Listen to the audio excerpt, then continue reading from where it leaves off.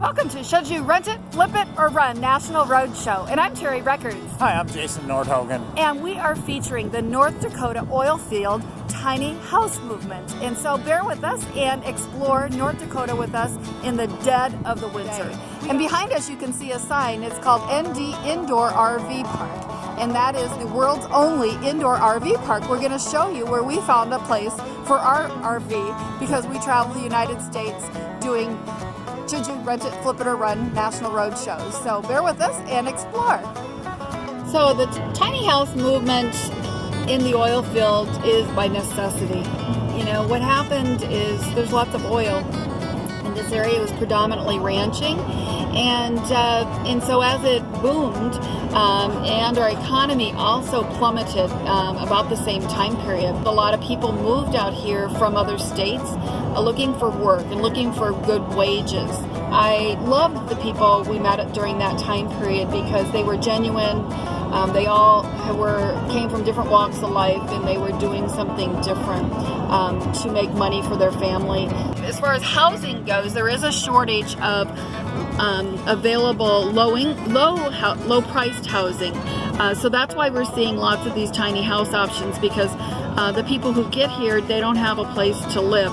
Now, there are people who decide, okay, this is it, I'm going to be here full time, I'm staying. And those people, they go buy a house. And so the housing prices have doubled and quadrupled since the early days. And there is building going on, but they're not building things for the lower price range. You can see more housing. There's a couple buildings. They do a lot of aluminum buildings here. Over here, we're going to have there's an RV park. When we used to be here, those RV parks in the winter were totally filled, but because they have had time, we haven't been in the oil field for 6 years now. They have had time and they have built new housing, and so not all the RV parks in the winter are. Here's another form of a tiny house living in the oil field. So they have luxury cabins, and they're currently filled. I did call on them a couple days ago, and they had an opening for an hour, and it was refilled. There aren't too many of these. This is the only one exactly like this in this area currently that I can find. They're kind of woodsy inside. They're not a lot of square footage. They've got a one bedroom generally. The one bedrooms are running about $1,550.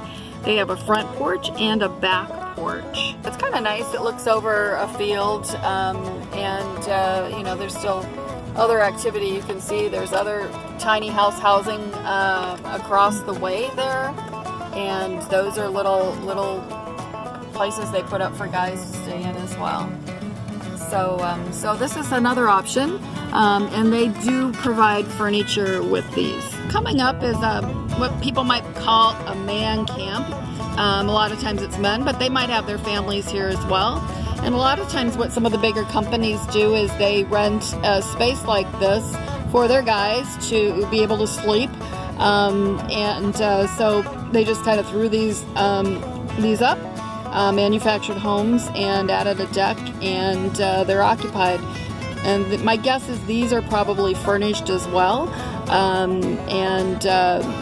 You know, so this is one option people have in the oil field. Originally, when everyone was in the oil field, there wasn't a lot of housing, so we saw the biggest part of people were in RVs, you know, out in the middle of the field in the winter, camping. And so there are still people doing that, not quite as much as before.